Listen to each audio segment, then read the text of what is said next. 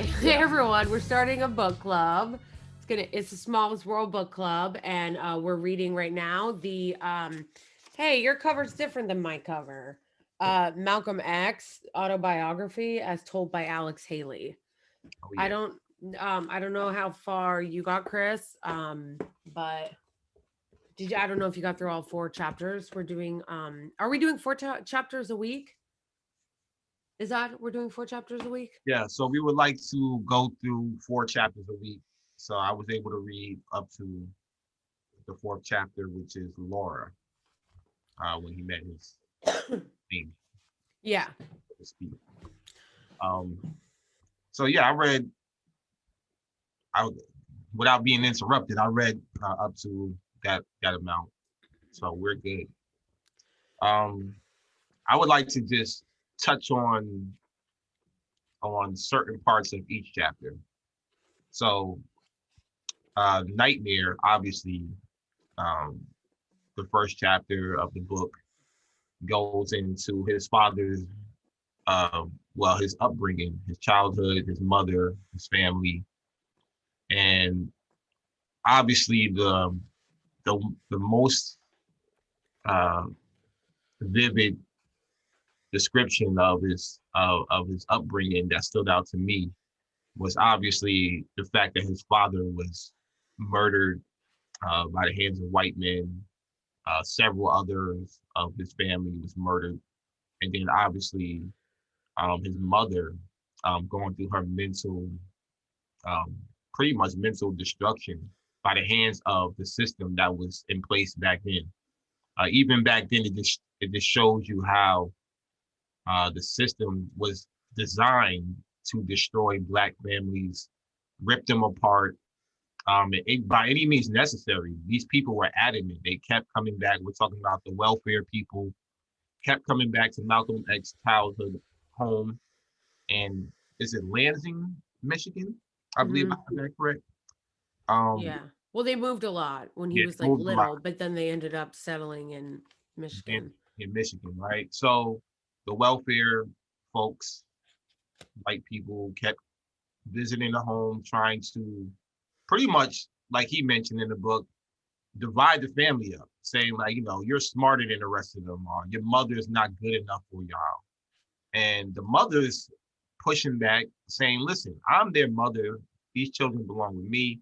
I'm doing the best I can. She just lost her husband brutally, suddenly as well, the head of her household. So you got to understand the mental capacity of that alone. She didn't even have time to really grieve. It was just right back into taking care of her household and the children, and she never recovered from that. So to speak, she tried to turn to religion, and I think with the pressure of the welfare folks and the fact that they were struggling, she had 8 children. I couldn't even imagine having 8 kids in one household. I go crazy with my twins. So to have 8 children in one household and you're poor and your husband just got murdered the way he did. You didn't get any life insurance policy. The second one, at least, I know they got a small portion from one of them, but the second one, I think they pretty much um, took that back, or they didn't acknowledge the policy, saying that he committed suicide. He the father hit himself in the head and then put himself on a railroad track to be hit by a streetcar. Yeah, sounds right. That's just ridiculous. So that was the first, um, obviously that part of the book, well, this part of the book, yeah, just made me feel different type of ways. It made me understand like the roots of where the system is today. It's not too far off. It's just different versions of it now, 21st century style. But this stuff still goes on today. And yeah, what are your thoughts about the first chapter, Nightmare? Um, it was really, really sad. It was hard to read. I think, um, I don't know, I really felt for his mom. Like it really just like reading about his mom and what she went through was just really hard to read. I really felt for her, like especially like going through the mental institution and I'm, you know, I don't compare it. I don't want to compare it because obviously, you know, I'm white. I came from a white family, so obviously it's not the same thing, but I couldn't help but it made me think of just how awful mental institutions are because so I guess I'm saying I'm not comparing it, but I know it sounds like I'm comparing it. So it's like, but when I was growing up, my mom was in mental institutions a lot. And I just remember just like how awful they were. So I just couldn't help but think like if it was that bad for her, I can't imagine how horrible it must have been for this Black woman in the 30s. I think this was happening. The 30s, the 20s, late 20s, 30s, and just how there wasn't just the way that mental institutions treated people back then. First of all, they're not very good now, but let alone back then when they just treated people like they were I don't remember exactly how he said it, but he wrote it like in a way like Like we basically weren't, they weren't just yeah, but they destroy you and then they punish you for not being able to like handle the weight of what they put on you, and how she suffered so much trauma, but then they acted like she was crazy for having a mental breakdown when it's like, well, why wouldn't she have a mental breakdown? Like she was like stuck in her house with all these kids and her husband was murdered. And then basically she didn't have anybody to help her.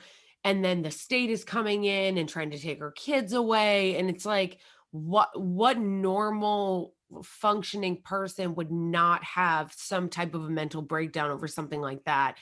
And it just made me so sad to think about like what she went through. She didn't have any help, she didn't have any money, and then like it was really heartbreaking reading about like she was seeing that guy and kind of hoping he could be like a father figure, and then he kind of ghosted her after a little while, and it was like it was just so sad. And then it was like it was just thinking about the terrorism, and it also made me think kind of like what you said about the through line about today is that it's like the through line about today about how a lot of Black people deal with what goes on in modern day life, that if you think about it in the context of like American history, this wasn't actually that long ago.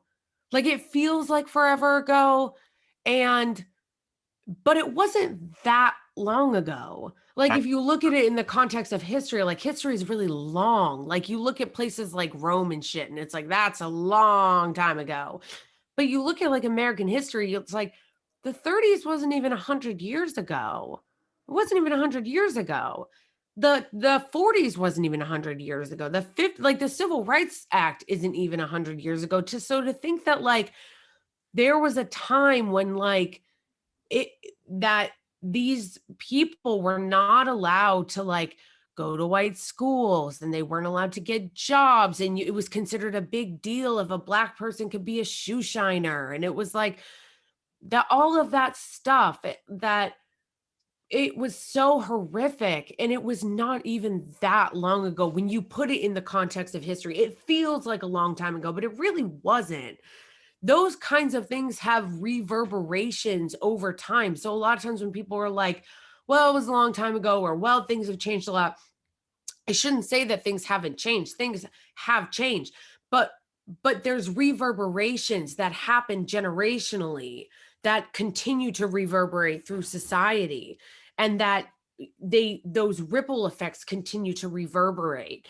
And it really is not a surprise if you think about kind of the things that he dealt with in his life and what was going on in the context of his life in America, that really was only like what 70 years ago, 60. There are people that are still alive that were good, that were like white people that were still alive that held those attitudes that's it. that That's exactly what I touched on as well.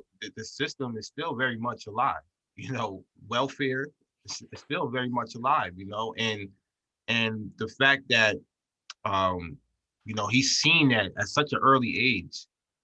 Such an early. He's 12, 13 years old. He had to grow up faster than the normal kid because he had no choice. He had no option. It's either you sink or swim, or and that's it. And he adapted to his surroundings, and the fact that to witness your mom deteriorate, mentally over time. That I could never imagine because, that related to me as well. The fact that I grew up in a single mother household. I couldn't imagine losing my mom at such a young age. Even mentally, physically is one thing, but mentally, my mom was everything that I had especially growing up without a father figure that was present every single day. So I couldn't imagine the pressure of seeing your mom go through this and then being labeled as less than a human. You go into the schools, your teacher, your own teacher is calling you the N word. Your classmates is calling you the N word, and you just gotta accept it. You can't really put up a fight, even though he did put up a fight. He got into amateur boxing, but he obviously he knew that wasn't the career for him. But still, just to try to find a way to fit in society back then, I could never imagine what that was like. Now I'm just trying to figure it out. Nightmare is sort of like what he was living. He was living his own nightmare, and it's just Just oh, sorry. And just the sadness of thinking about the fact that like he knew and his father knew, and so many people like that knew back then, lived it every day in fear that they knew that they were going to die. going to die. Yeah, he said it. He said he probably won't even be alive to see this book be published.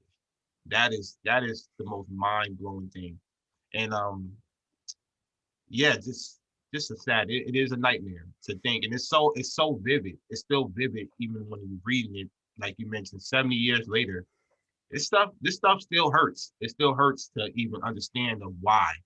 Why did it have to be this way? Why did the system have to be designed this way? Why do slavery had to destroy a whole class of people and have this system that still destroy us in different ways till this day, till present day. And I'm gonna go transition into the second chapter, Mascot, because obviously I even mentioned it about his teachers. The paragraph that spoke to me the most was when his teacher, the first day of his I think it was his history class, his teacher, Mr. Ostrowski, uh, might have been his name. Um, he made fun of him. Obviously being the only black kid in class, and he made fun about the Black history portion of what they were teaching. He Hmm. sung like one of the slave songs, or he sung one of them to him and laughed the whole entire time, and pretty much said that you're not good enough, you're not smart, you're not going to be smart enough to be anything else in life besides, like you mentioned, a janitor, a dish boy, or shoe shiner. So even when Malcolm came to him years later, I think it was towards the end of 8th grade, and he said, "Hey, he was at the top of his class, smartest, one of the smartest kids." And even then, being one of the smartest kids, when the teacher asked him, "What do you want to be in your career?" And he said, "I want to be a lawyer." The teacher said, "Nah, you're good with your hands. Why don't you get into carpentry instead?" Because it didn't matter how smart or articulate or how well educated you are, you're nothing more than what the system is set up for you to be, which is the lower end of the spectrum. And that obviously resonated with me, once again dealing with the capitalism that we're dealing with now, how they try to strategize calling me not smart or articulate. Hmm. That's what they assume that all black people are, and that's still exists till this day. And they used purposefully a really old racist trope about black men being unintelligent Right. and unarticulate as a way to try to smear you when you were trying to organize for basically the safety of yourself and your other employees, which So the fact that is really they disgusting. It is disgusting. It's like, you know, they certainly white folks, you know, think that we're just not ever going to be on the same level. And whichever way they can oust that, whichever way they can try to make that the narrative of the entire whatever, you know, smear campaign or the labeling of a black man, that's what they're going to do. They're going to take that opportunity to do, especially people in power, people that have money. And And they do it in the negative way, like what they did to you, but they also do it in the quote unquote positive way of doing things like, there is a liberal contingent of quote unquote good liberals who now say in like the academic and STEM space that, Black students shouldn't be taught, expected to do well in math and in STEM because it's quote unquote racist. And they think that they're doing Black kids and students a favor by saying, oh, it's racist, so they shouldn't be expected to do well in STEM, which actually is like super fucking racist, because basically what you're saying is you think that you're some white liberal savior hero and that you think that Black people are too stupid to basically do well in math and STEM. right. And it's really fucked up.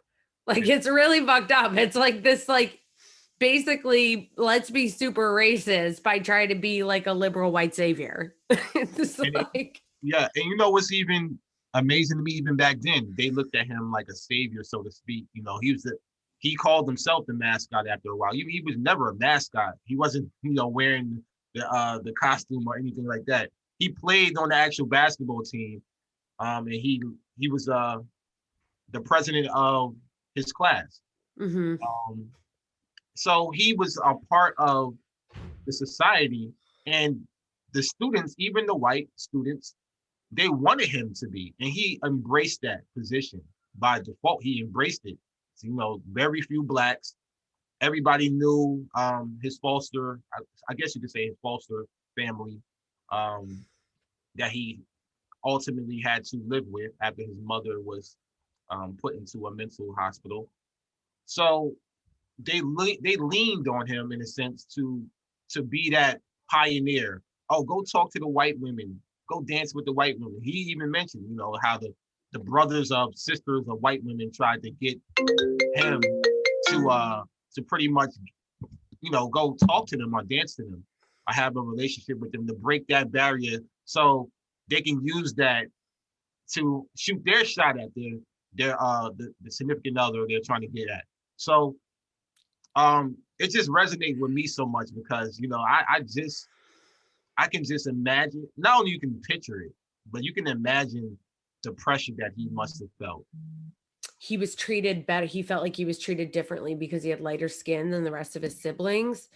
And also, had the pain that he put himself through in order to get his hair to be look like white hair, and how he acknowledged later like the self-hatred that he felt like he had internalized in order to put himself through so much physical pain in order to get his hair to look like white man's hair. To get And the perm, he got a perm. Everybody, I mean, that's what we call it. like a 1950s, like 1950s. 40s, whatever kind of hair that they had, but the like amount of pain that he put himself through, and he was describing like the amount of internalized kind of self-hatred that he had in order to put himself through that much pain, which is something that I just never thought about, like just in general. I mean, I'd never thought about obviously specifically with him, but just never in general thought about that, like the amount of like pain that he had put himself through, that somebody would put themselves through, that was, that in order to make themselves look less Black. And that's just really sad, especially since, I guess, and obviously I wouldn't understand, like I didn't understand, wouldn't understand, especially being white, that like it wasn't until much later that I even ever heard that colorism was a thing. That there was like, it was years that until I was an adult that somebody told me that like there was, even within the Black community, there was colorism of people being treated better depending on how light their skin was, even within the community. And how he kind of went through, like how his mother was kind of harsher on him because he was lighter, and his dad was more favorable to him Yeah, because yeah, he was his mother as lighter. well. Exactly. His mother had to deal with that as well. And I think he said that the mother treated him harsher because his Yeah. brothers were darker, and his father treated him, you know, I guess you could say more loving because he was lighter. And it's so amazing how you're right. You know, this happened and we're talking the 30s, 40s, 50s, right? Mhm. But even once again, going back to my own personal life, um, I went to college. I mean, I went to school obviously up here in New Jersey my whole life, right? College, I mean not college, elementary, middle school, high school. Then I said, you know what, I'm going to go to Florida for college, and I did. And it wasn't until I went down there that I experienced the same thing he talked about in his book, the different type of slang and language. And when I went to Florida back then, uh, people were calling me Red, like they were calling him Red when he came from Michigan to Boston because he was light skinned. And I didn't know how long that term been around until I read this book. They were calling me Red, and they used the term in the black community. We used the term red bone, like red meat, because you're lighter. And when they were saying that to me, I'm like, why do they keep calling me Red? I don't know what red is, but red is basically being a light skinned black person. So they would say you're a red bone, or shorty is a red bone. They talk about a female being a red bone, light skinned female. Or I'm a red, or I could be a red bone too, but I could just be a man as a red bone. And that it was really, I had to really ask, like, why do they keep saying red? And then after a while, you hear about it, and you hear about it in hip hop music, and then you see that the slang it still exists. It's even when he went to Boston, he had to learn the culture, and this is transitioning into the Homeboy, which is the third chapter, Homeboy Yeah. chapter, when he moved to Boston, and that's when he got his first perm.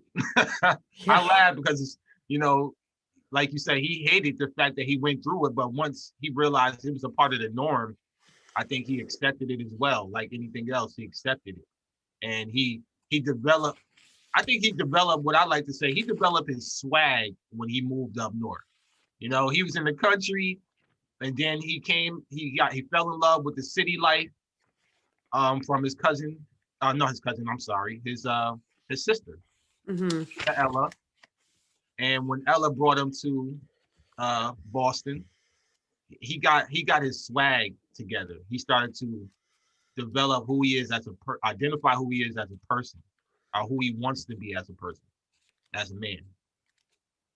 And that was the beauty of that chapter. I mean, But it sounds like he didn't in the moment didn't, hate the perm. It was like in hindsight he looked back on it and like hated himself for doing it, but at the time he really wanted to do it because it was like he was in the city and he was like excited about, I mean, because he was a teenager. He was like 16 at the time that this happened. right. He's trying to impress the ladies now. He's an adult. He wants to, you know, a young adult. He's trying to, figure himself out, identify with the culture, and adapt to the culture that's in Boston, in the city life. He felt like, he would have never seen this in Michigan at all. He said it himself. People that stayed in Michigan, he probably would have been, a janitor or a shoe shiner, or possibly tried to attempt to be a lawyer, but probably wouldn't have made it, and then settle for something else. So he knew staying in Boston was the right decision for him, Mhm. and learning the culture was another thing that he knew he had to do to fit in. He had to fit in. They knew right away that he wasn't from there, just by the way he dressed, the way he talked. So he had to adapt to all that. And when he did, um, uh, obviously he became the person who he is, who we all know as Malcolm X. Um, but before we even get into him becoming Malcolm X, um, obviously women came into play, and one in particular, the chapter 4, Laura. Now, I I sort of got confused about it at first because Laura I thought was going to be, I guess, the one that he wanted. And then the night they went out to uh, the, the men's ballroom, I think it was called Hmm. the Roseland, the men's ballroom, Roseland ballroom. I'll say the Roseland ballroom, where Duke Ellington and Yeah, other, Roseland. yeah, the other prominent musicians played at night. Um, so I thought that he was going to really like settle down with Laura, right? And then I think uh that night, one night they went on a date and some white woman named Sophia, he called her Sophia, kind of like swooped him off his feet, so to speak. Um, and he kind of like dropped Laura off home and then went back to the spot and picked her up, and then they've been hanging out ever since. So I thought that he would strongly pursue her and wouldn't even, worry about any other female. But it seemed like that was short lived. Well, he also mentioned, it might have been in the previous chapter, that like it was like a, big prize if you could, score a white woman. Right. That is true. Right. So I guess he figured, yeah, you're right. They did mention that it seemed like the girl Sophia, because I don't think that's her name. I think he said I'm gonna call her Sophia. Yeah, he said I'll call her that. Yeah, that wasn't her name. Or he didn't want to use her real name. It seemed like she was the talk of the town. And um he knew that. So he knew dating her over Laura would give him cool points, so to speak, in the community. Like status. Right. Like that, like, hey, look, I got this. I think he mentioned that she had blue eyes, blonde hair, short hair, Yeah. eyes, and she was real pretty and, you know, um, everybody knew about her, so to speak. I And don't know why blue eyes is such a big deal. Why? I mean, I don't know. I don't know. My dog got blue eyes. I like them. That's I don't know, but this once again, this book, it hits home for me so much because Sophia was one of my exes in high school. That's the name of one of your exes? One of my exes' name is Sophia. And then Wow. it's a lot of similarities to I'm not gonna say I'm like the second coming of Malcolm X, but it's a lot of things that happened in his life that I can absolutely relate to, even now currently, while I'm in the midst of organizing and activism. It's like I have to learn as I go as well. And he did the same thing. He did the same thing. He's talking about what his learning experiences was, his life experiences ultimately, but he also had to go through a learning curve like anybody else that had to relocate or just figure out, how you're going uh to deal with society. He had to figure that out very quickly. And I had to figure out after I lost my job for the last 5 years, very quickly, what I'm going to do while I'm unemployed.